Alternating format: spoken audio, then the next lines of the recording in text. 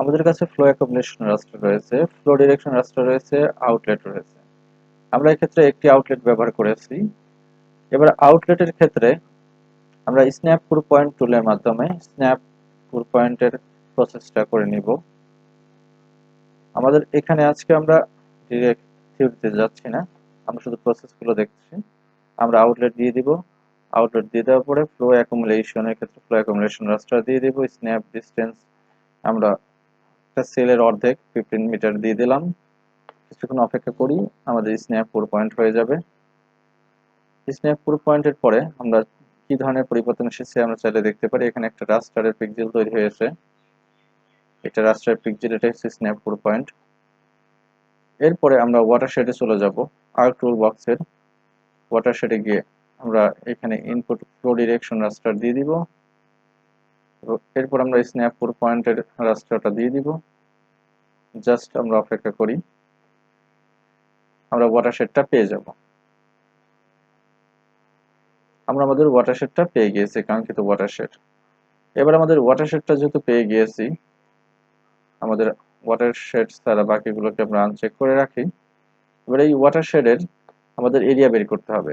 তো আমরা এটাকে রাস্টার থেকে পলিগনে কনভার্ট করব। আমরা সার্চে যাব, সার্চে গিয়ে রাস্টার টু পলিগন সার্চ দিলে আমাদের কনভার্সন টুলের আন্ডারে রাস্টার টু পলিগন চলে আসবে। এই টুলটাকে ব্যবহার করে আমরা ইনপুট হিসেবে ওয়াটারশেড দিয়ে দিই, অপেক্ষা করি, আমাদের পলিগন তৈরি হয়ে যাবে। তো আমাদের পলিগন পেয়ে গিয়েছি।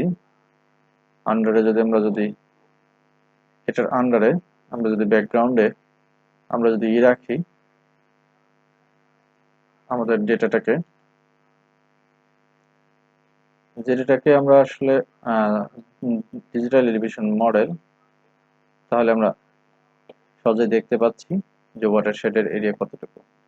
কোথাও কোথাও আমাদের এরিয়া আসলে পার হয়ে গিয়েছে, এইখানে আমাদের টোটাল এক্সটেন্ডের আমরা বর্ডারে চলে এসেছে। আসলে সেক্ষেত্রে আমরা অনুমান করতে পারি এটা আরো আমাদের ডান দিকে এক্সটেন্ড হতে পারতো, এদিকেও কিছুটা এক্সটেন্ড হতে পারতো। এজন্য আমাদের আরো পাশের এরিয়া নিয়ে আমাদের পারফেক্ট ওয়াটারশেড তৈরির জন্য পাশের এরিয়াটাও নিতে হবে, ডিজিটাল এলিভেশন মডেল নিতে হবে।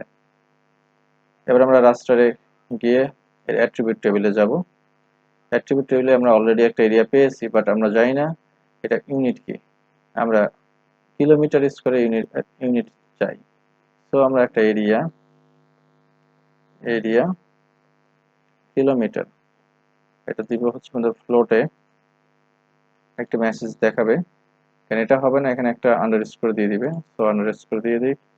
এরিয়াতে গিয়ে আমরা ক্যালকুলেট জিওমেট্রিতে চলে যাব। এরিয়া স্কয়ার মিটারের পরিবর্তে আমরা হেক্টর আছে, স্কয়ার কিলোমিটার রয়েছে, স্কয়ার কিলোমিটারে আমরা চাই। এখানে আছে 92, এটা আমাদের মিটারে রয়েছিল, মিটার স্কয়ার, এটা কিলোমিটার স্কয়ার। 92.96 কিলোমিটার স্কয়ার হচ্ছে আমাদের ওয়াটারশেডটা। আমাদের যে ডিজিটাল এলিভেশন মডেল আছে তার এই আউটলেটের জন্য আমাদের এর এরিয়াটা আমরা পেয়ে গিয়েছি। ওয়াটারশেডের ধরন আমরা পেয়ে গিয়েছি। আমরা যে কোনো একটা কালার দিতে পারি, রেড কালারও দিতে পারি, রেডিশ কালার। তো আমাদের এখানে আমাদের ওয়াটারশেড পেয়ে গিয়েছি ডিজিটাল এলিভেশন মডেল থেকে। আমরা আমাদের শুরুটা করেছিলাম ফিলের মাধ্যমে। ফিলের পরে আমরা flow direction, flow accumulation, outlet point, snap pour point এবং এরপর watershed. What's Buddy gotta do? What?